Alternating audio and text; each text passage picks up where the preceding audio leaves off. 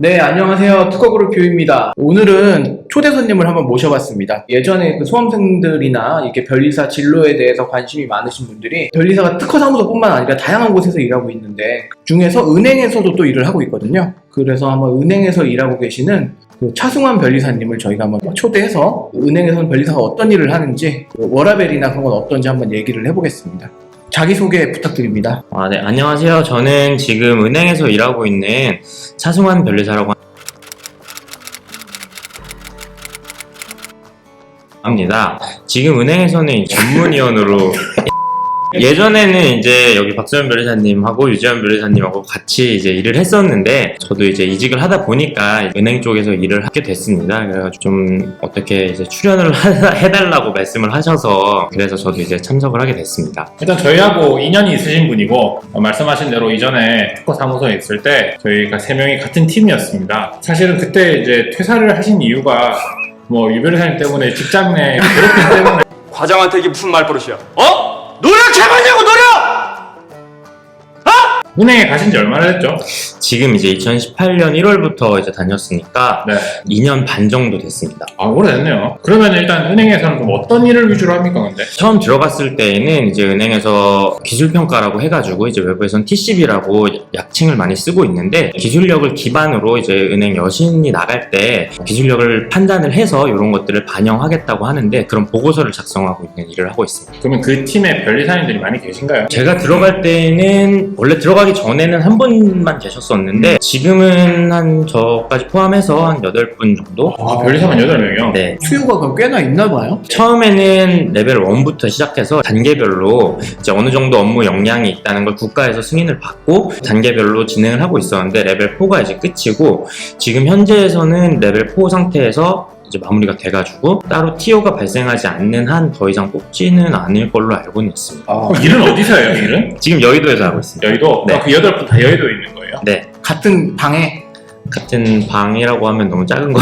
그 같은 룸에 네. 그 해당 은행 소속의 변리사님들은 여의도에만 계시고 네, 지금 저희 같은 경우는 이제 본점이 4개로 나눠져 있는데 지금 통합사업을 사실 짓고 있어요. 짓고 있는데 저희는 지금 그 중에 한 군데에 소속이 돼가지고 이제 거기 한 군데에서 다 같이 일을 하고 있습니다. 그러면 여신이나 이런 거 하기 위해서 기술력 평가를 하려면 책상머리 앞에서는 할 수 없으니까 출장도 이런 거 많으시겠네요. 네, 실제로 저희도 이제 그 기업을 평가하기 위해서는 이제 실사라고 하는데 네. 이제 일정을 잡고 이제 기업을 방문해서 뭐 공장 같은 것들도 조금 확인을 해보고 공정이 어떻게 돌아가는지 그런 것들을 좀 봐본 다음에 그리고 이제 실제로는 이제 경영주나 아니면 경영진이나 혹은 이제 그쪽에서 이제 모든 그 기업의 프로세스들을 알고 있는 분들하고 미팅을 진행하면서 이제 이 기업이 어떻게 돌아가고 있는지 그런 것들을 파악하고 있습니다. 외근이 많은데 네. 제일 멀리 어디까지 가보셨어요? 요거는 이제 위수 지역이라고 하는 네, 게 네. 정해져 있어서 저희는 지금은 이제 강원도랑 이제 충청도 범위 정도까지만 나갈 수 있고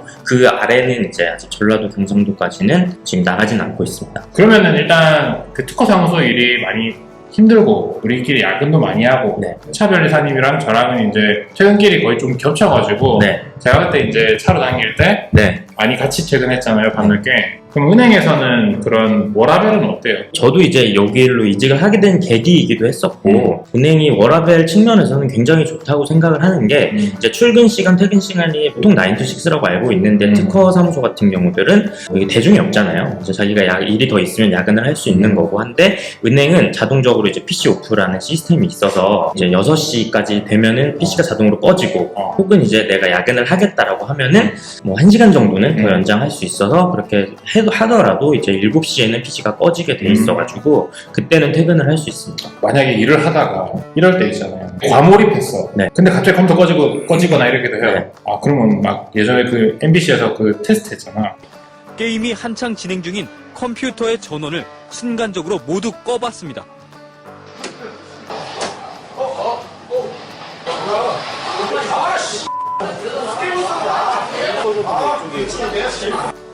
순간적인 상황 변화를 받아들이지 못하고 사실 이게 게임 그럴 리가 없다. 이면은 이건 게임은 재밌게 그렇죠. 하지. 이거는 기다리고 있지. 6시. 아니 근데 과몰입 이거 하는 아니 거죠. 과몰입 상태를 내가 얘기했잖아. 일을 하다 보면 시간 가는 줄 모를 때가 있긴 하잖아. 물론 유는 그런 경우가 없어요. 저도 지금 그거를 말씀드리려고 했는데 이제 사실 박 변호사님은 과몰입을 하실 수도 있을 것 같다. 과몰입하는 척이라고 해, 척. 그러면 이제 화가 나는 것도 결국에는 척인 거죠. 유 변호사님은 근데 그럴 일은 어쨌든 없을 거라고 생각을 했어요. 하다가 본인이 크고 PC 오프라는 시스템에 어떻게 보면은 적응을 하게 되니까 사람이 저희도 이제 일반 직장인들처럼 6시가 돼가거나 하면은 한 5분 전쯤부터 컴퓨터를 이제 끄기 위한 준비를 다 해놓고 6시가 되면 컴퓨터를 딱 끄고 바로 퇴근을 하는 그렇게 적응을 하고 있는 것 같습니다. 이거 업무량이 중요하잖아요. 근데 사실 뭐 네. 퇴근 시간보다 네. 업무량 자체가 이게 이제 은행에서의 장점이라고 할 수 있는 부분 중에 하나가 이제 특허사무소는 자기한테 일이 들어와 있으면 이걸 끝내기 전까지는 어쨌든 퇴근을 못하는 시스템인데 그러니까 뭐 퇴근을 해도 괜찮다곤 하지만 어쨌든 그 일에 대해서는 기한이 있는 거고 이런 것들을 책임을 져야 되는데 은행에서 하는 업무들도 당연히 기한은 있습니다. 하지만 업무가 로드가 너무 과하다 하면은 주변에 있는 동료들한테 좀 분산을 할 수도 있고 아니면은 이제 저희 같은 경우는 이제 외부에 외주를 준다고 하죠. 쉽게 말하면. 이제 그런 시스템도 어느 정도는 잘 구축이 돼 있어서 이제 그런 것들도 좀 편하게 이용을 하고 있는 편입니다. 우리는 왜 외주 안 줬어요? 저희 쪽에서 이제 어. 드리는 게 그게 이제 어떻게 보면은 그 기술평가라는 게 이제 지정이 돼 있어야 되는데 그런 자격이 있어야 되는데 이제 특허그룹 뷰 같은 경우에는 아직은 없이 네 그거 에이, 알았어. 그냥 좀 할 수도 있지. 그런 기술 평가만 하는 거예요. 이게 본인의 끝이라면 주어. 하나만 이랬어. 그리고 저 같은 경우는 실제로 기술평가 업무만을 수행하고 있고 지금 은행에서 이제 업무 영역을 확장해 나가고 있는 부분 중에 하나가 IP 담보대출이라고 해가지고 이제 그 IP를 기반으로 그 IP의 가치를 평가한 후에 이제 이런 것들로 이제 담보를 설정을 해서 대출을 나가겠다라고 하는 상품들이 이제 개발이 되고 있는데 이제 그런 것들에 대해서 가치평가 업무를 수행하는 단계를 지금 진행을 하고 있어요.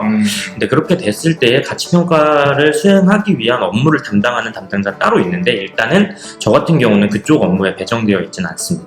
모름지기 은행원이나 금융권에 있다라고 하면은 실적 압박들이 많다라고 하잖아요. 네. 그러면은 변리사님 같은 경우에는 내가 기업 몇 군데를 평가했다라든지 이런 식으로 정량적으로 실적 같은 것들을 안 따지나요?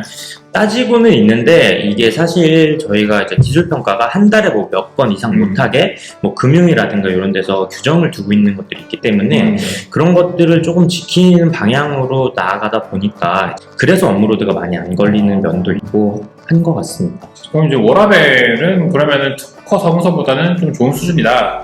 좀 많이 네. 좋은 수준이다? 네, 좀 차이가 좀 심하다고 할 수 있습니다. 심하다. 그러니까 연차가 높아질수록 그건 더 차이가 나버리겠네요. 네. 그렇죠? 네, 그러니까 차별사님 지금 이제 6년차, 네. 7년차 뭐 이 정도 되시니까 더 그 워라벨 격차는 클 것 같아요. 동년배들 그 같은 기수들에 비해서. 네. 그러면은 또 안 물어볼 수 없는 게 이거죠. 급여. 네. 특사랑 비교를 했을 때 사실 저는 이제 은행으로 가서 조금 일을 하다 보니까 느꼈던 게 이제 변리사들 같은 경우는 처음에 뭐 타 업종이라든가 그런 데에 대한 지식들이 많이 없기 때문에 당연히 그런 정보들도 없을 수밖에 없고 은행에 제가 처음 갔을 때 느꼈던 거는 생각보다 돈을 많이 준다 라고 생각을 하게 됐습니다. 또 제가 처음 들어갔을 때 이제 정규직으로 들어가는 게 아니고 여기서도 이제 전문계약직으로 들어가는데 보통 전문계약직이 정규직들보다 페이가 높잖아요. 근데 그렇게 생각을 했을 때에는 일반 제조업에 정규직으로 들어가는 것보다 그리고 특허사무소에 변리사로 일을 하는 것보다 그럼 은행원이 더 많을 수도 있어요. 급여 자체가 뭐 비슷할 수 있다라는 말씀이에요? 동등하거나 그 이상. 자, 네. 그럼 삐 쳐줄 테니까 네. 지금 1억 받아요.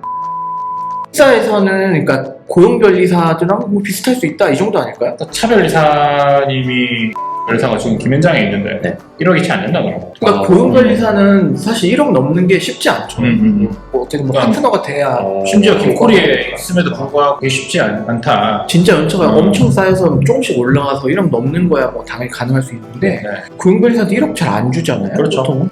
제가 개인적으로 좀 궁금한 게 뭐냐면은 그러니까 보통 은행원들은 예전에는 네. 뭐 대출 받거나 네. 이랬을 때 되게 혜택이 많다라고 알고 있는데 변리사 전문 계약직으로 은행에 들어가도 그런 혜택은 있습니까? 이거는 이제 은행마다 다를 거라고 네네네. 생각을 하는데, 일단 제가 다니는 곳 같은 경우에는 전문 계약직이라서 주어지는 혜택은 따로 없고요. 정규직하고 동등하게 가거나 아니면 정규직보다 약간 못한 정도의 혜택을 주면서 그 부분을 사실은 이제 급여로 어느 정도 채워주는 거겠죠. 실제로 이제 예전에는 대출 금리라든가 이런 것들을 조금 낮게 설정해주고 그런 복지가 있었던 걸로 알고 있는데, 제가 이제 입행을 한 뒤로는 이제 그런 것들이 다 이제 금융당국에서 네. 규제를 두고 있어서 뭐 자기 회사 직원들한테는 그런 복지를 없애라라고 해서 실제로 안 좋을 수도 있는 게, 저희 직원들 같은 경우에는 뭐 은행에 간다든지 은행에 간다든지 이렇게 대출을 받고 있습니다. 은행에 가셨는데 지금 기술 평가하고 계신데, 입사하시기 전에 변리사 자격증 말고 기관에서 발급하는 여러 자격증들 있잖아요. 네. 그런 것들 따로 따신 상태에서 들어가셨어요? 저는 따고 들어간 건 아니고 네. 실제로 이제 은행에서 처음에 구인 공고가 나왔을 때 자격 요건에 그냥 변리사 아니면은 박사, 기술사 이런 것들이 있었기 때문에 그냥 저는 그 자격 요건만 보고 이제 지원을 했던 거였었고, 대신에 제가 들어가서 딴 자격증은 이제 신용분석사라고 3개월 정도 공부를 하면 딸 수 있는 그런 것들이 이제 뭐 전문 계약직이 아니라 일반 은행에 들어가기 위해서 그러니까 일반인들이 사전에 준비를 하는 자격증으로 저는 알고 있습니다. 차별사님 가면은 은행에서 근무하시면서 네. 가장 인상 깊었던 경험이라 해야 되나? 업무적으로? 그런 거 있으면 하나 정도만 소개해주세요. 기업의 대표들하고 조금 쉽게 만날 수 있다는 좀 그런 것들. 그러니까 중소기업에 한정되어 있는 거지만 사실 기술평가라는 업무가 이제 그 중소기업 중에서도 이제 어떻게 보면 레인지가 굉장히 넓잖아요. 이제 스타트업인 기업일 수도 있고 아니면은 뭐 중견 기업인데 코스닥에 상장한 업체일 수도 있고, 이제 대표이사님을 뭐 조금 쉽게 만날 수 있다. 좀 그런 것들에 대한 장점도 있을 것 같고, 은행은 아무래도 워라밸이 강조되는 부분이 있다 보니까 이제 업무 외 시간에 제가 다른 것들을 좀 많이 생각을 할 수가 있습니다. 예를 들면 뭐 주식 투자라든지 그런 것들에 대해서도 좀 많이 공부를 할 수 있는 기회들도 있고, 자기 개발에 대해서 그런 기회들도 많이 있고, 그런 것들이 저한테는 실질적으로 좀 와닿았던 경험들이었던 것 같아요. 은행에 소속돼 있어서 뭐 평가한답시고 변리사로서 또 가보잖아요. 네. 그럼 약간 조금 갑이겠네? 영업점에서 사실 이 기업에 영업을 나갔을 때 잘 나가는 기업이어서 영업점에서 우리한테 여신을 제발 받아달라라고 할 수 있는 부분이 있을 수 있고, 아니면 반대로 이제 막 시작한 기업인데 인지도가 별로 없어서 은행에 제발로 먼저 찾아가서 우리한테 돈 좀 빌려주세요 하는 경우도 있을 수 있잖아요. 이제 이 두 가지 케이스를 봤을 때에는 전자의 경우에는 은행이 을이 될 수 있는 거고, 후자의 경우에는 은행이 갑이 될 수 있는 거고. 그러니까 인하우스 들어갈 때 제일 좀 망설여지는 게, 거기 들어갔다가 나중에 변리사는 또 그래도 필드에 안 있으면 뭔가 불안한 점이 있잖아요. 네. 그럼 향후에 그런 거에 대해서 어떻게 생각하세요? 사실 저도 처음에 이제 은행에 들어갔을 때는 그런 경력 단절에 대한 불안감도 당연히 있었고, 그리고 나중에 업계로 만약에 복귀할 가능성을 남겨두려면 어떻게 해야 될까라는 생각도 있었는데, 지금은 약간 방향을 틀어서 이제 이쪽으로 나온 김에, 금융권으로 나온 김에 조금 더 다른 분야로 진출하면 어떨까라고 생각을 하고 있는 게, 뭐 예를 들어서 지금은 이제 여신과 관련된 일을 하고 있지만 이제 향후에는 이제 투자와 관련된 그런 쪽으로 진출을 하면 어떨까라는, 주가 조작 같은 거? 그 이제 주가 작전? 저는 이제 아무래도 아시겠지만 전공이 이제 바이오잖아요. 바이오에서는 특허가 아무래도 중요하다 보니까 이제 그런 것들을 조금 더 강조를 해서 벤처 투자를 하는 곳이라든지 아니면 뭐 투자은행이라든지 이런 쪽으로 조금 강점을 줄 수 있지 않을까라고 막연히 생각은 하고 있습니다. 그러니까 차별사님은 유별사님이랑 다르게 하여튼 이렇게 확고한 주관이 있으시니까 네. 멋있는 것 같습니다.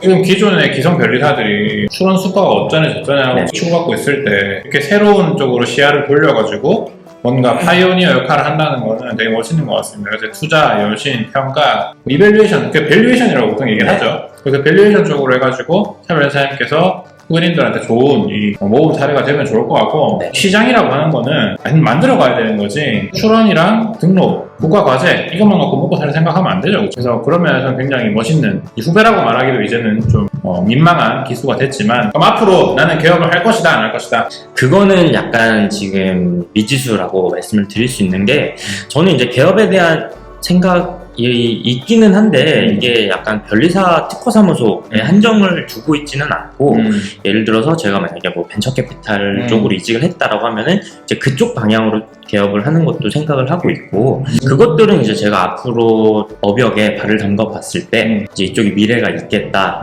더 어떻게 보면은 이제 변리사보다 조금 더 비전이 있어 보인다라고 생각을 하면은 그쪽으로 나아갈 수 있는 여지는 항상 남겨놓고 있습니다. 특허그룹에 들어올 생각은 없어요?